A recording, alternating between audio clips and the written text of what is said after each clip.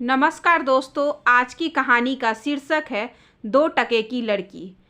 कहीं फिर से कपिल को बुखार न चढ़ गया हो। पता नहीं समय पर खाना खाया होगा या नहीं, दवा ली भी होगी या नहीं उन्होंने। बिन्नी ने समय से आकर झाड़ू पोछा बर्तन किया होगा अथवा नहीं। जैसी तमाम चिंताओं से घिरी कांता कचहरी के कामों में अपने असिस्टेंट को सौंपकर समय के 2 घंटे पूर्व ही कोर्ट से भागते दौड़ते घर पहुंची। कॉल बेल का बटन दबाते ही बिन्नी ने दरवाज़ा खोला। बिन्नी की लाल लाल सूजी आंखें, बिखरे से अस्त व्यस्त बाल देखकर कांता क्षण भर को चौंकी। इसकी हालत को क्या हुआ? चेहरा क्यों उतरा हुआ है? मन की बात प्रसन्न बनकर आंखों में आ जमी। क्या बात है बिन्नी, क्या हो गया तुम्हें? पर बिन्नी निरुत्तरित सी खड़ी रही। फिर कांपकपाते हाथों से अपनी चुन्नी से आंसू पोंछते हुए एकाएक सुबकती हुई फुर्ती से बाहर निकल गई। बिन्नी, ए बिन्नी सुन तो, कांता ने आवाज दी। पर कांता की निरंतर पुकार भी नहीं रुकी। वह इसे क्या हुआ अचानक? इस तरह वह का व्यवहार तो कभी नहीं करती। बरबराती हुई कांता बेडरूम में पहुंची। बेडरूम में अटैच्ड बाथरूम से तेज शावर की आवाज़ से साथ साथ कपिल की गुनगुनाहट से वह समझ गई कि कपिल नहा रहे हैं। एकाएक बिस्तर पर नजर पड़ते ही जैसे वह जर हो गई। बिस्तर पर फैले कपिल के कपड़े और अस्त व्यस्त चादर की सिलवटें स्पष्ट इंगित कर रही थी कि यहाँ कुछ घटित हुआ है। क्षण भर को कांता का शरीर इस अनअपेक्षित दृश्य से मूर्त हो गया। हृदय मानो धड़कना भूल गया हो। वर्षों से धीरे धीरे जिस विश्वास की नींव पर उसने कपिल के साथ मिलकर वैवाहिक जीवन की इमारत खड़ी की थी, वह अचानक क्षण भर में इस तरह डगमगा जाएगी, ऐसा तो उसने कल्पना में भी नहीं सोचा था। तो क्या कपिल ने बिन्नी के साथ? नहीं, मुझे बिना जाने समझे किसी नतीजे पर नहीं पहुंचना चाहिए। कभी कभी आंखों देखी और कानों सुनी बात से भी सत्य परे होता है। मन को समझाती हुई वह बैठक में आ गई। वह सोफे पर निढाल सी बैठ गई। सुबह अचानक सिरदर्द और बदन में हरारत की वजह से कपिल बुखार सा महसूस कर रहे थे। दिन भर दवा खाकर आराम करूंगा आज तो, कपिल ने अलसाते हुए कहा। तो कांता ने उनके लिए खिचड़ी बनाकर रख दी। वह अकेले ही कचहरी जाने के लिए तैयार हो गई। हालांकि कपिल की अस्वस्थता के कारण वह भी घर में ही रुकना चाहती थी, पर आज एक महत्वपूर्ण मुवक्किल की पेशी थी, इसलिए कपिल ने ही कांता को केस समझाकर जाने के लिए मजबूर कर दिया था। अरे आज तुम जल्दी कैसे आ गई? बाथरब लपेटे तौलिए से बाल सुखाते हुए कपिल ने बैठक में दाखिल होते हुए पूछा। तो कांता की तंद्रा टूटी। बिन्नी को क्या हुआ? रोती हुई क्यों भागी? मेरे आवाज़ देने पर भी नहीं रुकी। कपिल के प्रश्न को अनसुना करता कांता ने प्रश्न किया। मैंने डांट दिया था उसे, ठीक से झाड़ू नहीं लगा रही थी इसलिए। क्यों, क्या हुआ? तुम ज़्यादा सिर पर मत चढ़ाया करो उसे। नौकरानी को नौकरानी की तरह ही रखना चाहिए। कपिल अति सामान्य ढंग से बोल रहे थे। कांता ने कपिल के चेहरे पर नजरें गड़ा दी। मन ही मन वह कपिल के चेहरे पर विकसित भावों को बारीकी के साथ परखने लगी। निश्चलता के अलावा कुछ भी तो नजर नहीं आ रहा था यहाँ। मैंने नाहक ही न जाने क्या क्या सोच डाला। मन ही मन गलानी सी हो आई उसे। बुखार कैसा है तुम्हारा? कुछ खाया? क्षण भर की चुप्पी के बाद मन कुछ संयत हुआ तो कांता ने पूछा। हाँ ठीक हूँ, बुखार उतरा तो पसीने से नहा गया था, इसलिए सोचा थोड़ा फ्रेश हो लूँ। नहा लिया तो अब कुछ हल्का महसूस हो रहा है। कपिल अब भी सामान्य रूप से ही बतिया रहे थे। कांता सोफे से उठकर बेडरूम में जाने को मुड़ी तो थी कि कपिल ने पीछे से आकर कांता को बाहों में घेरे में लेते हुए कहा, मैडम किचन से पहले 2 कप बढ़िया गर्मा गर्म चाय तो बना लाओ, एक साथ पियेंगे। कपिल की मुनहार पर कांता मुस्कुरा दी। सारा क्षोभ हंसी में घुलने लगा। ट्रे में 2 कप चाय लेकर कांता बेडरूम में पहुंची तो देखा बिस्तर पर नई स्वच्छ इस्त्री की हुई चादर फैली हुई है। सलीके से तकिए जमे हुए हैं। पुराने चादर शायद कपिल ने निकालकर बाथरूम के टब में धोने के लिए डाल दिया था। पर क्यों? बिस्तर की चादर बदलना तो कपिल की आदतों में से शुमार नहीं है। शायद वो नहीं जानते कि जब वे नहा रहे थे तब मैं बेडरूम का बेतरतीब नज़ारा पहले ही देख चुकी हूँ। आखिर कोई बात तो अवश्य है जो कपिल मुझसे छिपाना चाहते हैं। न जाने क्यों मन के भीतर यह बात समा गई। क्या बात है? कहाँ खो गई हो तुम? तबीयत तो ठीक है? चाय की चुस्की लेते हुए कपिल ने पूछा। ठीक हूँ, बस यूं ही थोड़ी सी थकान महसूस हो रही थी। चाय का कप मेज पर सरकाते कांता ने आंखें मूंदे निढाल सी बिस्तर पर ढह गई। मन में उथल पुथल मची हुई थी। कपिल पर सीधा आक्षेप लगाना ठीक नहीं होगा। संभव है मैं ही गलत हूँ, तो अब क्या करूं? अगले 3 दिन तक बिन्नी नहीं आई। नाराज होगी या कपिल की डांट से ही डर गई होगी। बिन्नी की अनुपस्थिति के कारण सारा काम कांता के सिर पर आ पड़ा। सुबह घर के सारे काम, ऊपर से कोर्ट कचहरी करते करते कांता थक कर चूर हो जाती। 3 दिनों से कपड़े तक नहीं धो रही पाई थी वह। कपड़ों का ढेर लग गया था। इतवार को उसने सुबह से वॉशिंग मशीन लगा दी। कपड़े धोते धोते जब कांता ने वह चादर उठाई तो 4 दिन पूर्व कपिल ने धोने डाली थी। तो अकस्मात कांता का ध्यान उसमें फंसी कान की बाली पर अटक गया। सन्न रह गई वह। अब तो शक को कोई गुंजाइश ही नहीं शेष रही थी। यह तो वही बाली है जो पिछली दीपावली पर कांता ने स्वयं बिन्नी को लाकर दी थी। मतलब बिल्कुल साफ था कि बिन्नी यूं बिना कारण नहीं सुबक रही थी। देर तक कांता यूं ही खरी खरी क्षोभ, अपमान और क्रोध से थरथराती रही। अनायास ही उसके पांव की पेशियां कँपने लगी, मानो अचानक किसी ने उसको यथार्थ के कठोर धरातल पर बेरहमी से पटक दिया हो। क्या पुरुष के लिए स्त्री का शरीर इतना महत्व रखता है कि उसे भोगने के लिए वह अपनी उम्र, ओहदा, रिश्तों का लिहाज, मान सम्मान जैसी नैतिकता की सारी हदें पार कर जाता है? बाहरी दुनिया में एक सभ्य, सुसंस्कृत, संभ्रांत नजर आने वाले हर पुरुष के भीतर क्या इसी तरह का एक कुरूप, कुलूषण, घृणित मानसिकता वाला चेहरा भी छिपा होता है? अवसर पाते ही जिसके आदिम पुरुष संस्कार जागृत हो जाते हैं।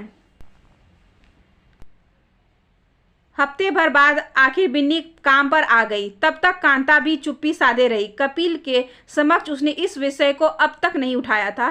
पहले वह बिन्नी से सच जानना चाहती थी। वह भी आखिर वकील थी और समझती थी कि कभी कभी एक पक्ष निर्णय नहीं लेना चाहिए। दोनों पक्षों की सुनवाई के आधार पर ही तो न्यायाधीश न्याय करते हैं। बिन्नी आते ही चुपचाप रसोई में अपने काम में लग गई। कांता ने सहज भाव से पूछा, छुट्टी क्यों की? तबीयत ठीक नहीं है क्या? हाँ, एक संक्षिप्त उत्तर में के साथ वह पुनः काम में जुट गई। जब काम निपटाकर बिन्नी जाने को हुई तो कांता ने उसे आवाज दी। वह कान की बाली आगे बढ़ाते हुए बोली, लो तुम्हारी है ना, बिस्तर में मिली थी मुझे। कांता ने बिन्नी के चेहरे पर आंखें गड़ाकर देखा। बिन्नी का थरथराता शरीर, बंद होंठ और डबडबाई आंखें ने सब कुछ स्पष्ट कर दिया था। कांता ने उसके सिर पर हाथ फेरते हुए कहा, बिन्नी, तुम मेरी बेटी जैसी हो। कोई बात है जो तुम मुझसे छिपा रही हो, शायद मेरे डर से या अंकल जी के डर से। पर यकीन मानो, यदि सच कहोगी तो ना मैं तुम्हें डांटूंगी और ना ही काम पर से हटाऊंगी, बल्कि हर संभव तुम्हारे हित के लिए सही सही सोच सकूंगी, निर्णय कर सकूंगी। कांता की आत्मीयता की गर्माहट से बिन्नी पल भर में पिघल गई।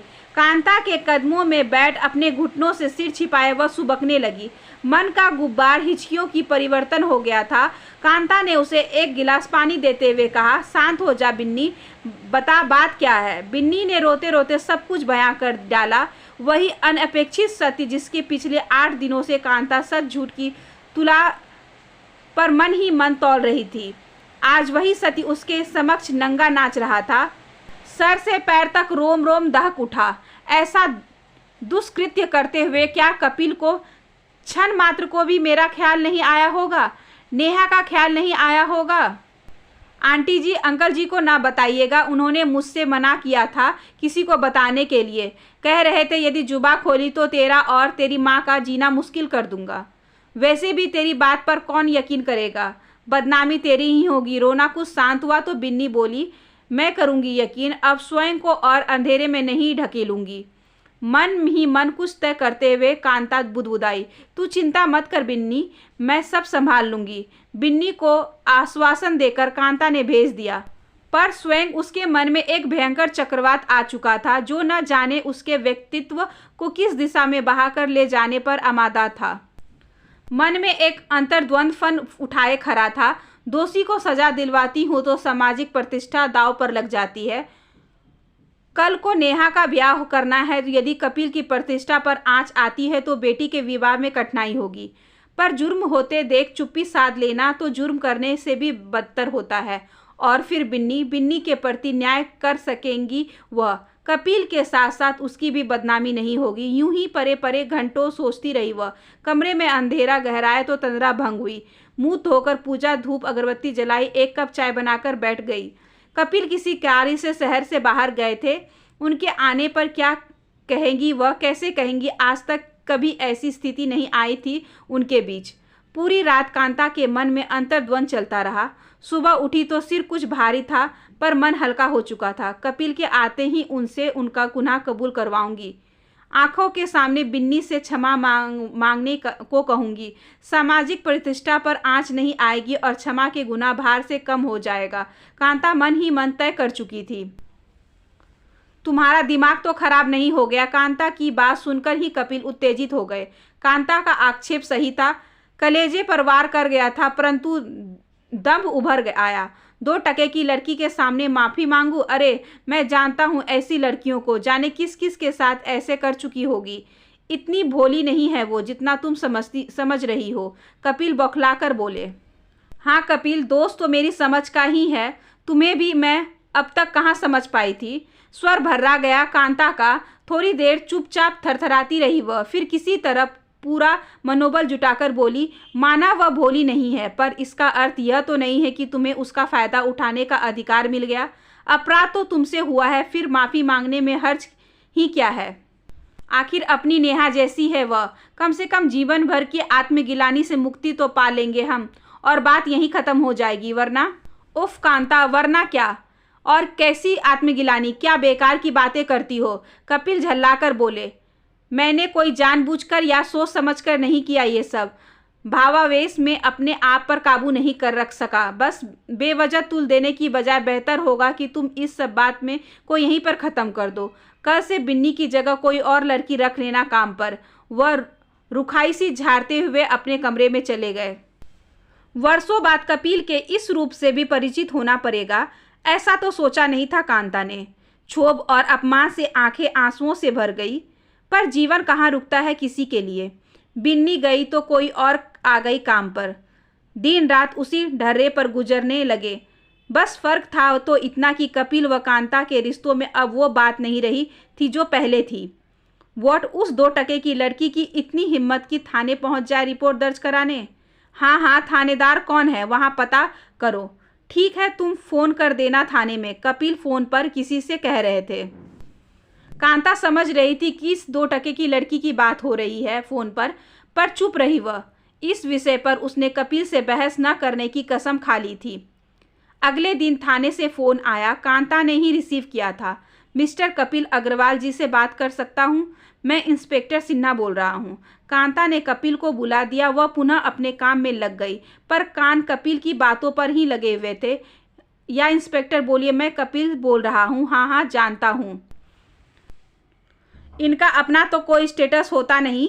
नामी गिरामी लोगों पर कीचड़ उछालकर पैसे ऐंठना तो इनके खून में ही होता है। Oh no, I am not worried. जब तक आप हैं हमें चिंता करने की क्या आवश्यकता। Okay inspector, thanks again for cooperation. किसी दिन तशरीफ़ लाइए, हमें भी सेवा का मौका मिल जाएगा। हंसते हुए कपिल ने रिसीवर रखा तो अनायास ही उनके नज़रें कांता पे जा मिली, जो गहरी नज़र उन्हें देख रही थी। एक विद्युत सी हंसी कपिल के चेहरे पर फैल गई। गर्दन झटक कर वह अपने कमरे में चले गए। वर्षों से कपिल के व्यक्तित्व के इंद्रधनुषी रंग ही तो देख पाई थी अब तक, पर यह काला रंग भी उन्हीं के व्यक्तित्व का हिस्सा है, जानकर मन घृणा से भर गया। 2 दिन बाद पता चला कि नारी मुक्ति संगठन की महिलाओं ने थाने पर धरना दिया है। बिन्नी की रिपोर्ट दर्ज न करने के मामले में तुल पकड़ लिया था। विरोध में थाने का घेराव व थानेदार को निलंबन की मांग जोर पकड़ने लगी। थानेदार का फोन आया। I am sorry mister Kapil, FIR दर्ज करनी ही पड़ी। ऊपर से आदेश था। लड़की की बैकिंग में नारी मुक्ति वाले खड़े हो गए थे। रिपोर्ट दर्ज न करते तो सस्पेंशन हो जाता हमारा। कपिल ने रिसीवर रखा तो होश उड़े हुए थे। दिमाग में सन्नाटा छा गया था। वह पगली सी लड़की उसके लिए इतना बड़ा बखेरा खड़ा कर देगी, सोचकर मन में उथल पुथल मच गई। मुश्किल यह थी कि अपनी मानसिक दशा की बात वह किसी से भी नहीं कह सकते थे, कांता से भी नहीं। आगे क्या होगा, सारी संभावनाएं किसी चलचित्र सी मस्तिष्क में घूम गई। गिरफ्तारी, जमानत, फिर मुकदमा, लेकिन इस दौरान मान प्रतिष्ठा की जो छिछेलादार होगी उसका क्या, देखा जाएगा। कपिल ने स्वयं को आश्वस्त किया, पर मन ही मन शंका समाधानों के ज्वार भाटे उठते गिरते रहे। जहाँ जहाँ सहयोग व सहायता की आस थी, कपिल फोन पर फोन लगाते रहे। आखिर 2 टके की लड़की मेरा क्या बिगाड़ लेगी वाला भ्रम कुछ कमजोर पड़ने लगा, पर मन का दम्भ कुछ कम न हुआ। कोई ना कोई जुगाड़ मैं कर ही लूँगा। कहाँ तक जोर मारेगी लड़की, अदालत में देख लूँगा। कुछ बिगाड़ ना पाएगी। उम्मीद पुनः मजबूत हो उठी। अपने नाम व अपनी साख पर फिर गुमान हो आया कपिल को। आशा के लंबे चौड़े पंख होते हैं, वही उन्हें ले उड़ी और अब तक उड़ाती रही जब तक मुकदमे की तिथि नहीं आई। नियत तिथि पर अदालत में कपिल के ठीक सामने थी बिन्नी। एक उपेक्षा भरी नज़र कपिल ने बिन्नी पर डाली तो उसने नज़र झुका ली, परंतु अगले ही क्षण जब बिन्नी की ओर से केस फाइल कर लेकर कांता खड़ी हुई तो कपिल सन्न रह गए, मानो पूरा खून शरीर में जहां का तहां जम गया हो। हॉल के कुछ क्षणों तक खुसर फुसर मची रही, पर कांता के चेहरों पर अविचलित सा आत्मविश्वास कायम रहा। उसने निसंकोच अपने मुकव्विल की पैरवी की, दृढ़ता के साथ कपिल के सक्षम प्रश्नों की झाड़ियां लगा दी। कपिल की कुशाग्रता व वाक्पटुता के बावजूद कांता ने अपनी बात ढीली नहीं की। आज हर तरह से जूझने के लिए वह तैयार थी। तर्क वितर्क के बीच कुछ ही पलों में सत्य सामने उभर आया। कपिल का झूठा दर्प चूर चूर हो गया था। न्यायाधीश महोदय ने कपिल को गुनाहगार मानते हुए बलात्कार के आरोप में 5 वर्ष की कैद के साथ आर्थिक दंड भी दिया। कोर्ट बहाली के पश्चात कपिल जब पुलिस की हिरासत में बाहर निकले तो देखा बिन्नी कांता के चरणों में झुकी हुई है। आप ना होती आंटी जी तो मैं वह सब कुछ नहीं कर पाती जो मैंने किया। कांता स्नेह से बिन्नी के सर पर हाथ फेरी। कपिल पर नजर पड़ते ही कांता चलकर उनके करीब आ गई। मुझे माफ करना कपिल, आंखों में नमी उभर आई। खुलकर तुम्हारा विरोध करूं ऐसी मानसा नहीं थी मेरी। तुम्हारा पुरुषार्थ कुंठित हो तो ऐसा तो मैं कदापि नहीं चाहती थी, परंतु पुरुषार्थ की बागडोर संयम के हाथों रहे यह भी आवश्यक है। अपनी गलती सुधारने का और प्रायश्चित करने का एक मौका दिया था मैंने तुम्हें, परंतु बिन्नी से माफ़ी मांगने से तुम्हारा अहंकार आरे आ रहा था, क्योंकि तुम्हारे लिए वह केवल 2 टके की लड़की थी। बिन्नी तुम्हारे लिए 2 टके की लड़की है तो सोचो कल को हमारी नेहा किसी और के लिए 2 टके की लड़की बन जाए तो। कांता ने कपिल के दोनों हाथों को अपने हाथों में लेते हुए कहा, हमें अपने दुष्कर्मों की सजा इसी जन्म में किसी न किसी रूप में भुगतनी पड़ती है। तुम्हारे इस दुष्कृत्य की परछाई अपने बच्चों पर पड़े और कोई अनिष्ट घटित हो, इसके पूर्व इसका प्रायश्चित हो जाना जरूरी था। बस यही सोचकर मैंने आगे कुछ बोलते न बना। गला अवरुद्ध हो गया था कांता का। पलके अश्रुओं से भार से स्वतः बंद हो गए थे। हमदर्दी की 2 बूंदें कपिल के हाथों पर लुढ़क गई। आशा करती हूँ कि आज की ये छोटी सी कहानी आपको अच्छी लगी होगी। अगर अच्छी लगी हो तो please like share and subscribe करें हमारे चैनल को, ज़्यादा से ज़्यादा शेयर करें और बेल आइकन को ज़रूर प्रेस कर लें ताकि अगली वीडियोज़ की नोटिफिकेशन आपके पास सबसे पहले पहुँचे। धन्यवाद।